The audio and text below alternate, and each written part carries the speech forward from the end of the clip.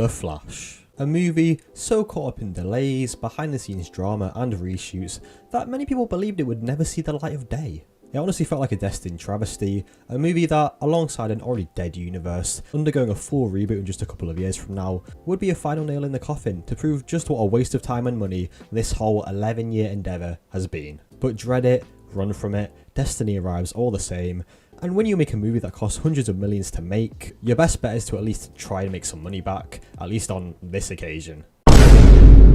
And so here we are, with a first movie for The Flash that's not an origin movie, or really a solo movie for that matter, but a movie that exists because we didn't make a movie for this guy in the early days like we should have. And fuck it, you know, it's a perfect opportunity to show the world that our time travel multiverse shenanigans are at least better than the shit over at Marvel, and since it's the end, we might as well go all in. So, The Flash follows Barry Allen in modern day, who after getting his feelings hurt, runs so fast that he can now travel back in time. By doing this, he realises that he can now save his mother from her death, but in doing so, he brings chaos to the multiverse and finds himself embarking on a journey of learning the truth about the universe, accepting fate, and coming across a bunch of alternate versions of heroes in the process, in an attempt to save the world and find his way back home. So, I went into this movie with no expectations. I've heard mixed thoughts from different sources, but I was curious to see how this thing turned out with all that went behind it, and see if it could possibly, you know, be a new high for the DCEU before, you know, its tragic end. And well, when it comes to The Flash, all I can say is that this movie was interesting. You know, if there's one thing that this movie understands, it's that no one really cares about this character all that much right now. We've seen the guy in only one movie where he had like an actual prominent role to play, as well as a few cameos here and there, and so because of his limited screen presence prior, this movie needs to, you know, get you rooting for the guy, plus engage to the story. ASAP. And so, this movie goes the route of shoving this thing with a bunch of humour, nostalgia, cameos, and fan-baiting galore, in hopes that, you know, no one leaves the cinema once they realise that they'll have to listen to this guy for 2 more hours. Because there's nothing better than seeing other superheroes appear out of nowhere and telling a joke every other minute. The whole over-the-top humour thing is something that we've seen more and more superhero projects take on nowadays, as they somehow believe that if we don't make the audience laugh every minute, they'll get bored and leave, and so letting the emotion just sit for a while is not what our fans want, trust me. But to be fair, this movie has some great moments of seriousness and emotional intensity for Barry when he's learning the impact of what he's doing, and his character's actually pretty bearable for the most part, which is at least something you'd want to hear considering that it's his movie. I know that Ezra Miller is a bit of a character himself in real life, but when things take off and you get used to the guy again, you do start to genuinely like root for the guy and understand why he's doing what he's doing, and the mature parts of the character really shine through. His past experiences that you come to learn of are something that the other version of himself that, you know, joins him on this journey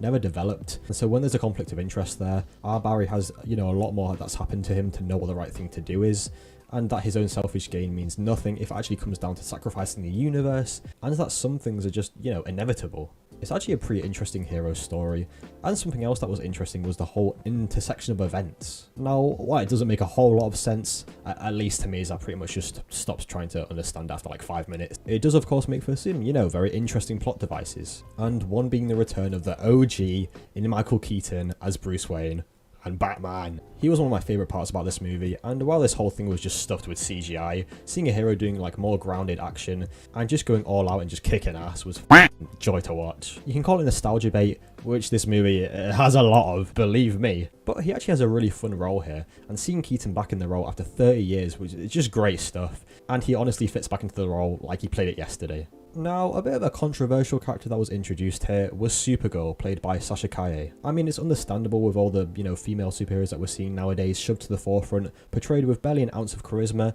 and who can do everything better than their male counterpart. But listen, this character was actually a really great addition to the movie. She's not in it a whole lot, mind you, and serves mainly as a plot device to get the character to the next step. But she does what she needs to do and serves her purpose, and I actually really enjoyed seeing her in action, and you really got the sense that she was a Kryptonian who actually wanted the best for the universe and her people, rather than doing things, you know, out of her own selfish gain, all of which is pretty contrary to what you might see in another project, for example. And with the nature of this movie, her role comes to make a lot of sense, but it was also a really solid performance from the actress, and yeah, there's nothing I can really complain about on this front. I mean, another thing this movie does really well is keeping the story centered on Barry. It's very easy to get caught up on sidelining your own character with the plot at hand, but it does a great job at making sure that Barry is at the centre of this thing, and that despite getting all the help he could get, it's still his mess to fix, which goes back to before about how his past experiences really keep him in check when it comes to making the right decision, and you know, not getting drunk on power like the other in his shoes. But listen, this movie does have its problems which can't go unchecked, one being that it rushed through quite a bit in order to just move the plot forward. There's some moments that feel like integral to Barry and should be incredibly emotional for him, but he kind of just acts like it is what it is. And the movie skips over it like it's just another part of the movie that just needs to happen so that we can, you know, get to the next thing. I did think the whole movie was pretty well paced for the most part, but as I say, it doesn't really leave much time for the more important moments for the sake of, like, moving on, where other parts of the movie which felt dragged could have been compensated. Also, there's a whole lot in the movie that, well, doesn't really make much sense. Why is it only now that Barry's discovered he can travel back in time when it's pretty obvious he would have gone through this kind of emotion before? How does his mother not recognize him when he goes back in time? Why did neither of his parents notice that he's older when he pretends to be, you know, the new Barry that they currently have as their son? But I guess in the scheme of things, in a world where they're fighting aliens who've come from another planet, this kind of stuff is irrelevant, I guess, so whatever. The CGI in this thing is also, well, not good. Some parts were genuinely so bad, it actually makes Marvel's look Oscar-worthy. And they would have genuinely just been better off in a lot of instances going with like a much simpler route to get the result they wanted. I mean, the design of the portal thing that he goes into, like time travel, whatever he's doing, it looks horrendous. But you do just kind of come to accept it after a while. But there was so much that was just so over the top and unnecessary that it made you feel like you were back in 2005. But overall, while The Flash suffers from a lot of over-the-top CGI, lacks focus on the more important moments, and loses itself at times in, you know, the grandiose of alternate universes, it's one of the better movies this year for sure, packed with plenty of action, humour, emotional beats, and a story that you're just about able to understand, and a whole lot of fan service that genuinely caught me off guard. Just taking the movie for what it is, and considering where DC are going in the future, I wouldn't think too much about this one, and just enjoy it for what you can, and I'd go see what you think for yourself. Anyway, thank you for watching the video, like, subscribe, all that jazz. Won't force you though, and I will see you in the next one very, very soon. Bye!